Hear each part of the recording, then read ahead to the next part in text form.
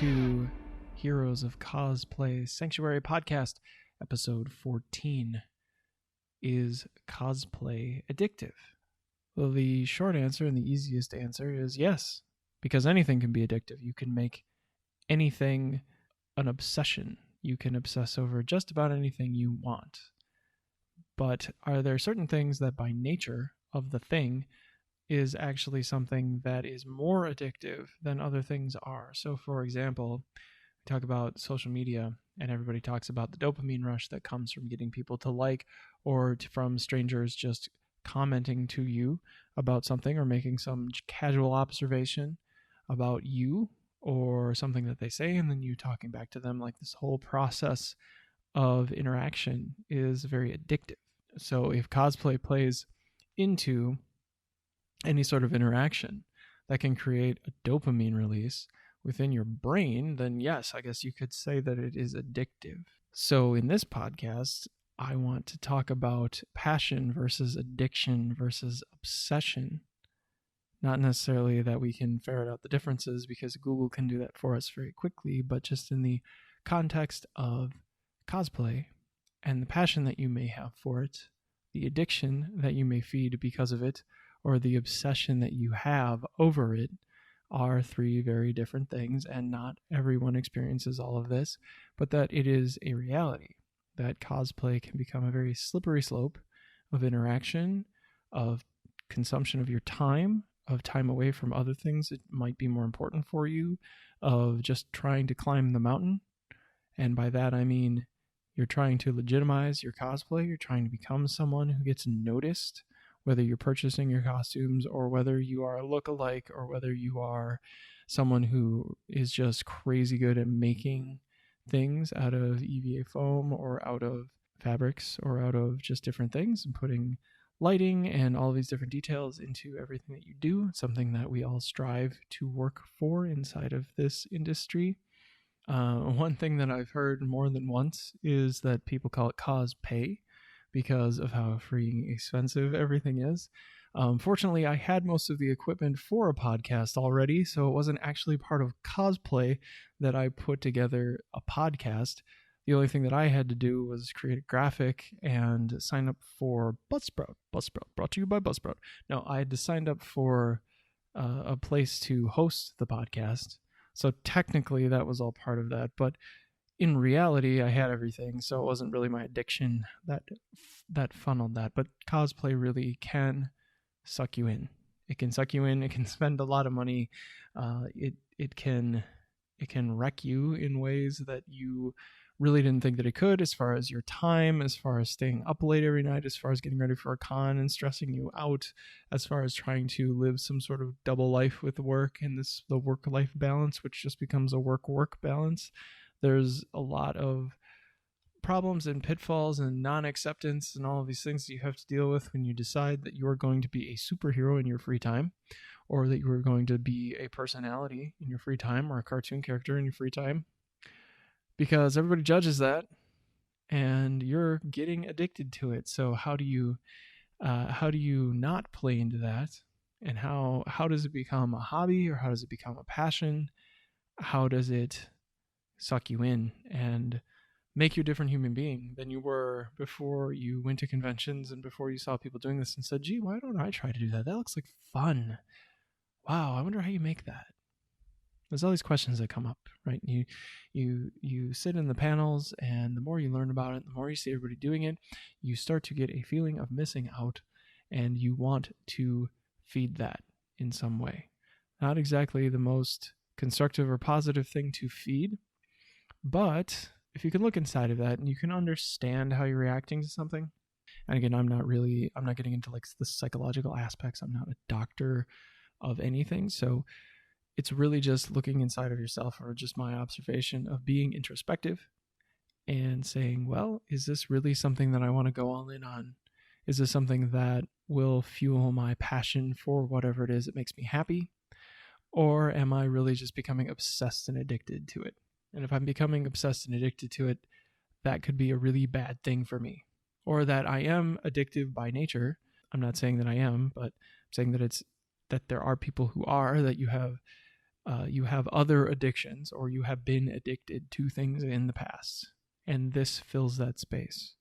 If it is just a hobby, it really is promoting this thing that you feel like you really do get that rush of dopamine when you go to a con and you're dressed up and everybody notices you. Or if it's a space where you, by making things, have to keep cranking out costumes, or you have to keep putting money into it because you have to keep putting pictures out. And there's a lot of this must and have and need to, and like you're not really seeing both sides of this where there's a balance. You're just seeing this, well, I have to do it. And like when you ask yourself why you have to do it, and the answer is, well, because because it creates content, because then there's people out there who will see it like, I'm disappointing everybody, I'm letting everyone down. Like, no, you're not. You're not letting anyone down. It's fine to do it any way that you want to. So the addiction that you're feeling, or that feeling of, have to, want to, must do, comes from the attention that you get, so that it becomes a habit to have to produce content. It becomes a habit.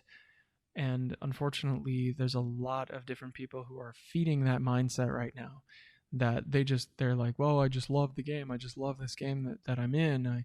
That they become obsessive about work and about creating more and more and more. And content is everything. And you have to be out there and promoting yourself 100,000 times a day.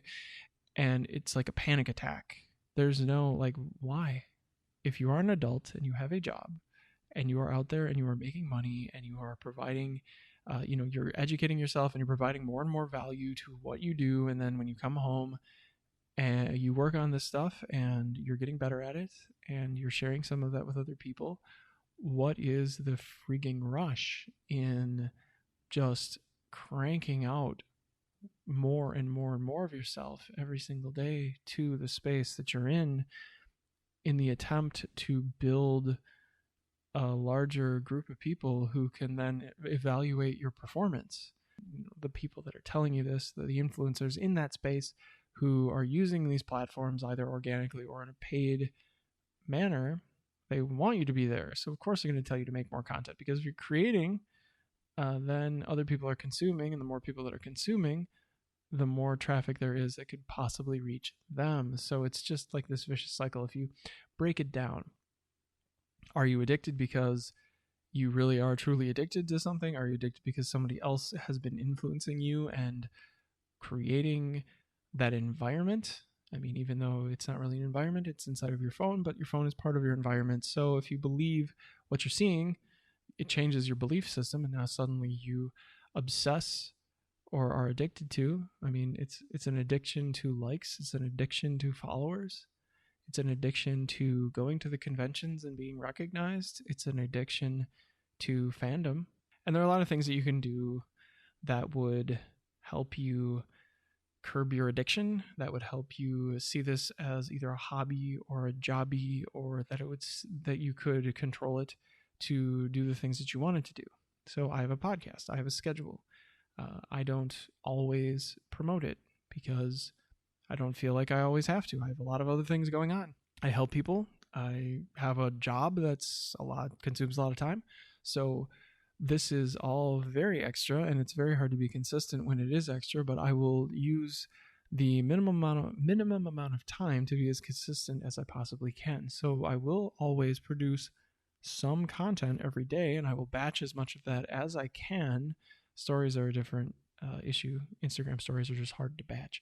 Batching as much content as I can in terms of recording podcasts, in terms of editing podcasts, and at a certain point, when it gets to a large enough fan base or audience or whatever the case may be, as time goes on, if I can continue to improve at what I do, I will get faster and more efficient.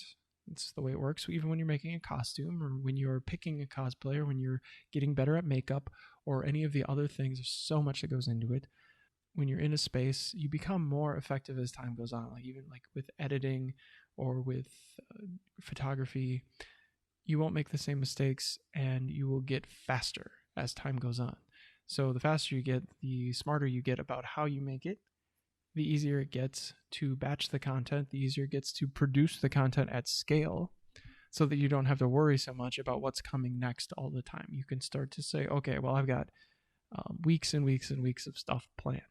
That's also why I only come out with one podcast a week, because there's a lot. There's a lot there. I need a longer runway, and I also don't want to really make this some sort of horrible chore because I'm addicted. It's not, the if you become obsessed with things, it becomes very, very consuming very quickly. You can set a budget. That's one of the more important things I do with this podcast and with all of the things that I do related to cosplay, is to make sure that I am really appropriate with my time and really appropriate with my expenses. So whether you are a business or a brand, or whether this is just a hobby, that you allocate your dollars and your time accordingly. It's all just simple. Like, that's really simple. Like, oh my god, why I'm listening to him tell me this, like, yeah, like I don't know that I'm supposed to budget for things. But yeah, but we don't.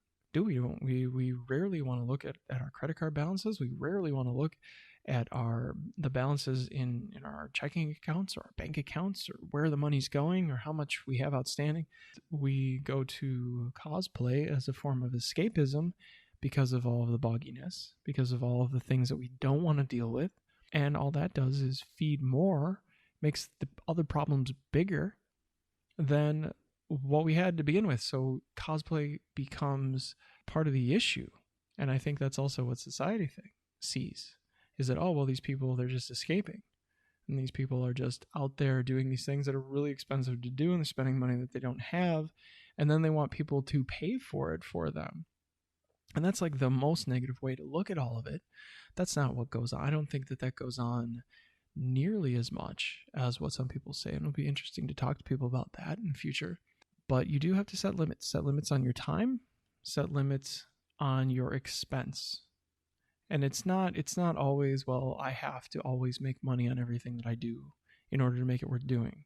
Some things you never make money on, and they're always fun, and you do them because why not? If it's a hobby, or whether it doesn't mean not do it. It just means know your limits. And the other side of that is knowing yourself. Like, you really have to know, and this is super hard, high level, like mindset coach stuff. Know yourself. You have to know who you are. I mean, if you're dressing up like other people, if you're cosplaying as someone else, if you're getting into a character, it really does help. And all of my experience in theater, I mean, I've done theater and acting on a very small level for a dozen years, and all through my 20s, until I got a little too out of practice and I got a little too involved with everything else that was going on in terms of my life and in terms of career and all that good stuff. But it was never a career to pursue acting or to pursue stage work or anything like that. But I did spend a lot of time in it and with it. And if I didn't necessarily know who I was, and that doesn't help. And I've learned that doesn't help over time. So now if I jump back into it, and the next couple of characters that I'm working on and that I want to present through cosplay, I come into knowing who I am, which is a really strong perspective and point of view. It's a really strong starting point.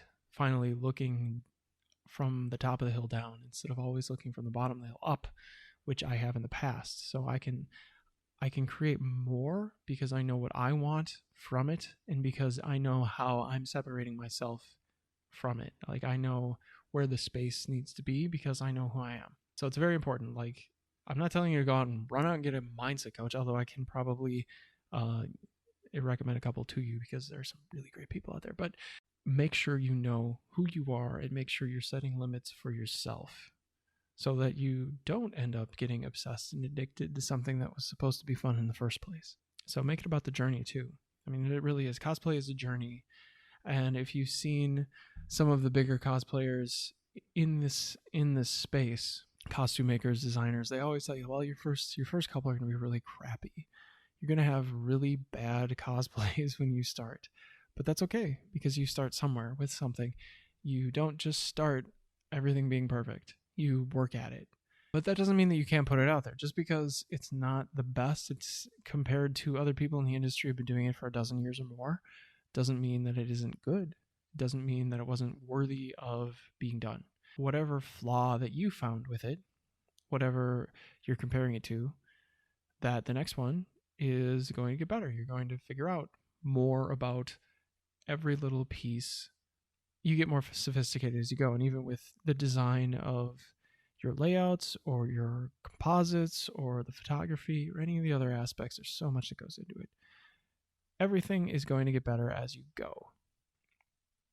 So know yourself, make it about the journey, make it about that learning experience, making about, well, when I create a podcast, when I do record, that every time I record is also an opportunity for me to get better, for me to position the mics differently, for me to get better audio equipment, or at least learn the equipment better, to get more comfortable with the software that I use through Creative Cloud, to figure out, and believe me, there are technical difficulties, to get better at speaking, to get better at communicating with my audience, to eliminate all of the really crappy vocal stops that I don't have to do so much editing every single time, that it's really just a one and done, that I can talk for 20 minutes at a time and give you some value in what I'm doing. So it really is just that journey of what you are adding to the space.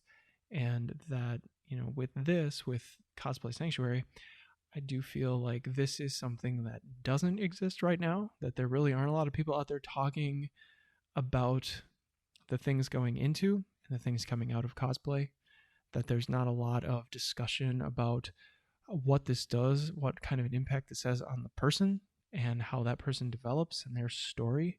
I don't see a lot of that really out there. I do see, there are some amazing podcasts available. There are some just great cosplayers out there who do some great work. And, they are inspiring to me. But yes, it's just the journey. It's, what are we going to do next week? How are we going to lay all of these things out? What does the first season look like? What does the next season look like? What are we going to do between that time? It's all just the process of making and being organic with that and learning from it and being able to offer more to your audience. So really it becomes about a bigger picture, right? It's not the will I be judged for this cosplay at this event, and will people walk away from me as a result of that, or will I ever become a big Twitch streamer because I went to a cosplay, or that I can tie all of this stuff together with my YouTube channel, my Twitch stream, and my podcast, and my Instagram, and all of the paid, and all of the Patreon, and all this stuff that goes into it. It's not, that's the picture. But the bigger picture is, at the end of the day, was there one person besides myself who I reached, who benefited from all of the content that goes out, who was able to evolve, or was able to learn, or was able to be inspired or educated by any of the things that I put out over the course of what I'm looking at as a very long-term strategy. So there is a strategy behind everything that I'm doing. And, not to scare you, not to say that, oh, you're just playing into my hands, because that's not really how it works either. That it really does come from a good space. And that is the whole point of Sanctuary, is that this is a safe place for you to be, for you to explore these kinds of topics, to even write me an email or send me a DM, or just comment on a post and say, yeah, I listened to that cast, and Scotty B, I have these questions, or I thought it sucked, or whatever the case is. Like, feedback is feedback. I don't really, good or bad, like, I don't, like, a lot of people really get upset when people hate on their posts, or whatever the case is, and like, oh, I'm not big enough for that to happen anyways. But what you like and what you don't like, you can just turn it off and watch a different thing or listen to a different thing. That's cool. But if there is just one person who benefited from me doing any of this, then that's it. I'm happy with that. And I'm happy that you aren't using cosplay as a part of an ongoing addiction, because that's not what I want. And that's, let's just think about how that is, and what that would mean. Like, you don't need to do that to yourself. Become obsessed about cosplay, because it can be very destructive. So really be as constructive as you can. That this is all a very constructive process for you and for the people that you influence and the people that you interact with online, and that this is a community that needs something underneath it and needs to grow and expand, because it becomes the industry. Like, it is not only an industry, but conventions benefit from you. Conventions, and even myself as a podcast, like, very interested in understanding and learning more and growing and adapting, rather than just obsessing over what everybody else is doing and chasing after people and chasing after fandom. That this is really about being a creator and being creative. And that's where I'll leave it this week. Thanks so much again for listening. This is Scotty B, the Heroes of Cosplay Sanctuary, and I will see you in the next... Well, I won't see you at all, will I? I will... will listen to me in the next episode.